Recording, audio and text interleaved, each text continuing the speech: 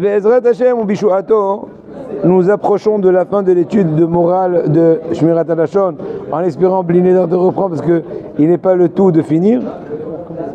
Voilà, on finit pour mieux recommencer, pour avoir plus de recul et plus d'envie et plus de compréhension plus large.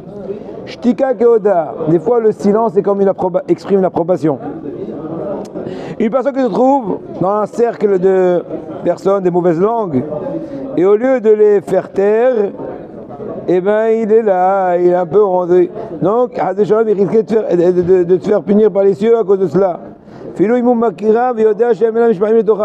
Même si tu es certain qu'ils ne vont pas t'écouter, pourquoi?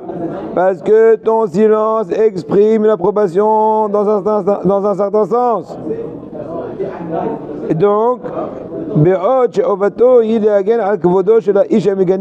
au contraire, il faut sauver l'honneur de la personne sur laquelle ils sont en train d'humilier de par leur mauvaise langue.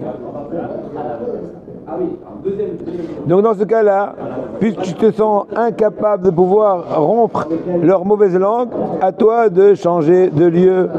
Mais tu n'as pas aucune raison de rester sur place. À moins que tu es coincé.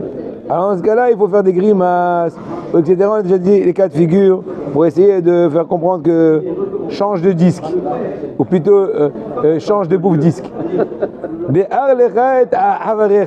Choisis-toi tes amis. Mais avant la shonara, puisque la faute de la shonara, malheureusement, est très répandue et chémichement entre les gens. C'est pour ça que tout celui que la crainte d'Hachem est dans son cœur, de ne pas s'unir dans des groupes de personnes qui ne font même pas attention à leur langue, à moins que je sois certain qu'ils soient des gens qui sont très prudents. Continuons. Ta'anit Adibour, le jeûne de la parole. Une personne qui veut recevoir sur lui un jeûne afin de faire teshuva devant Hachem, c'est mieux qu'il accepte sur lui le jeûne de la parole que de recevoir un jeûne de ne pas manger. Cette façon de jeûner de la parole est mieux aussi bien pour le corps et pour l'Anshama. Comme ça, c'est marqué dans le Sefer Rosh Hagiva. Comme ça, il dit le Gaon de Vilna dans sa lettre, laquelle, qu'est-ce qu'il dit, quels sont ses propos?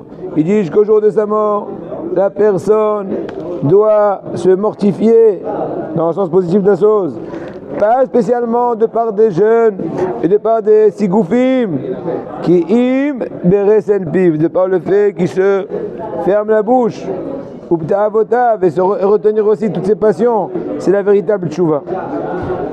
Pour finir pour l'instant, Yargil Adam et Atzmo shelo lit'anyan midvarim she'enam nogeim lo. Habitue-toi à ne jamais être curieux des choses qui ne te concernent pas. Et ne même pas tendre l'oreille.